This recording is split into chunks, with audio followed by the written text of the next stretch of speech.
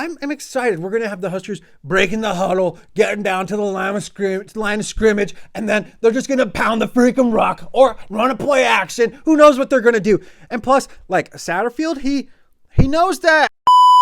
All right, Nebraska, what's up? It's your boy Go Big Ready, and we're back with another episode of Nebraska Uncensored. We're back with another freaking YouTube video because I guess I'm kind of digging this YouTube grind, and I'm like enjoying watching like these YouTube numbers slowly build up. It's pretty cool, and it's so much more fun than just like throwing up a TikTok video and then it like automatically gets like 10K views. Like this is just 10 times more rewarding because I gotta spend like an hour editing it and I gotta like spend time researching and stuff. And I hope you guys are enjoying it too. But if you guys are wondering why we're literally getting our third episode of Nebraska Uncensored this week, it's because some ish happened. All right, Marcus Satterfield, our offensive coordinator for the Huskers, and Tony White, the defensive coordinator for the Nebraska football team, both freaking spoke today to the media for the first time, and I have some reaction to it, and I'm excited, and I'm kind of nervous, and well, I'm kind of really excited because Marcus Satterfield literally got me pumped, and I hope you guys are going to be pumped too after you watch this. So let's just get right into it. All right, guys. First is my reaction to Marcus Satterfield. He's the offensive coordinator, or the new offensive coordinator for our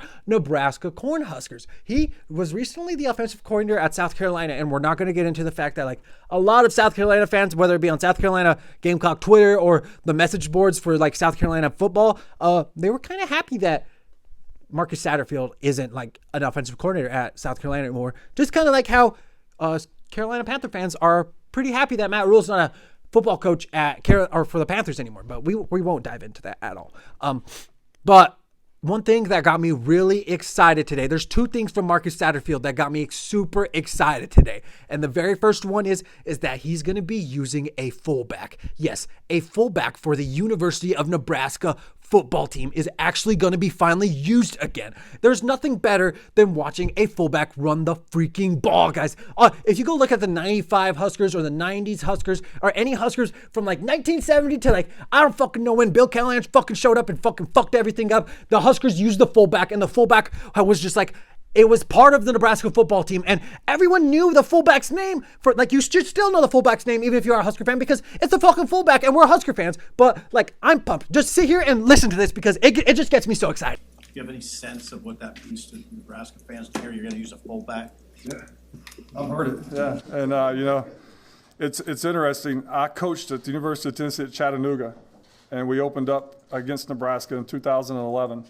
And so if you want to do something fun, go look at the first play that I called that day. I guess it was the first play of the season for us here at Memorial Stadium. Okay, listen, doesn't that just like get you so excited? Marcus Satterfield literally just said, bro, I've already coached at Memorial Stadium once, and you guys need to go look at the very first play I called in Memorial Stadium because it was fucking Memorial Stadium, and that's what you're supposed to do in Memorial Stadium. You run with the fucking fullback, and it doesn't matter whether you're on the Husker side or the other side. You show the fucking team that you're ready to play some smash mouth football because we're in Memorial Stadium, and that got me super pumped. And then my second thing that I'm very excited about is that Marcus Satterfield said he's going to be using the huddle. The huddle is like something that is super cool. Nebraska, I feel like it's going back to its old school style or some form of its old school style. Something that like Husker fans are going to be excited about. And guys, just sit here and listen to this because it gets me pumped. Why do you like the huddle?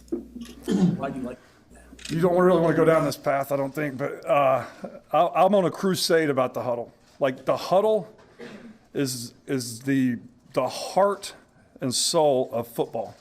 You cannot teach the leadership moments. You can't script the leadership moments that happen in a huddle. If you talk to any football player that played in a huddle, they're always going to talk about funny things that happen in the huddle. This guy was puking in the huddle. This guy ripped my, you know what, in the huddle. This guy, you know, Joe Montana goes in the huddle and says, hey, we're getting ready to go down, 75 yards and win this game. So there's all these moments that happen in a huddle. And then I think, how do you ask your quarterback to be a leader if he never talks? Today's football has become, clapping my hands for a snap count, and the coach is signaling plays on cue cards. And then they complain about the quarterback not being a vocal leader. Well, when does he have a chance to lead? And I think in a huddle and the way that we play football, it gives our how can you not be excited a chance about, to be a vocal point, he literally said leader. Memories are made in the huddle, whether it's a dude puking in the huddle or Joe Montana saying we're going to make this 75-yard drive and win the freaking game. Like, I'm excited. We're going to have the Huskers breaking the huddle, getting down to the line of scrimmage, and then they're just going to pound the freaking rock or run a play action. Who knows what they're going to do? And plus, like Satterfield, he knows that we're going to have, or we have quite a few quarterbacks in the quarterback room, and he spoke on that too. And I don't know, he really has nothing to say because he hasn't coached them, but just sit here and listen to what he had to say about the quarterbacks. Speaking of quarterbacks, you got 4 quarterbacks that have started Power 5 games on this roster. How do you kind of manage that and decide kind of what direction you're going to take that room? Well, coming from, I don't know if you've seen my past, but I played a GA at quarterback my first year at South Carolina. So to have the depth in the quarterback room is really exciting. And obviously I've not gotten to coach any of the guys we have yet, but just the potential and the depth that we have in there. And I'm excited about every kid in there. There's a couple of those young guys that I watched, in recruiting when I was at my other place that I was excited about. So it's a good room. It's a good problem to have. Okay, I don't know about the whole quarterback situation because, like, Casey Thompson, I assume, he said he's coming back, or his dad said he's coming back. We got Jeff Sims as well. We got, who else do we got in the quarterback room? We got 2-3 other freaking people. We got quite a few quarterbacks, and we need to figure out what the heck we're going to do with all them quarterbacks because, like, I don't know. We've been on this little transfer grind right now, and I mean Casey's going to be here for a second year in a row. So, but like I like quarterbacks who are like come up through the system, or are developed. And I this kind of makes me kind of nervous, but I don't know. He has to say that, which is completely fine with me. But now, guys, I want to dive into the defensive side of the ball because Tony White spoke, and we're going to have to talk about this whole formation he's going to be running. What are your impressions of the Big Ten and how your defense will fit in it? Well, we got a chance to play Purdue when I was at Syracuse, and now that's they were more of the passing offense right there, but still in terms of attitude-wise, they were a physical team, big team. Kind of established their will at the line of scrimmage, and for us it was just a different game, but. I think nowadays, Coach Rule, one of the things he did was he was big on studies. He's a big football guy.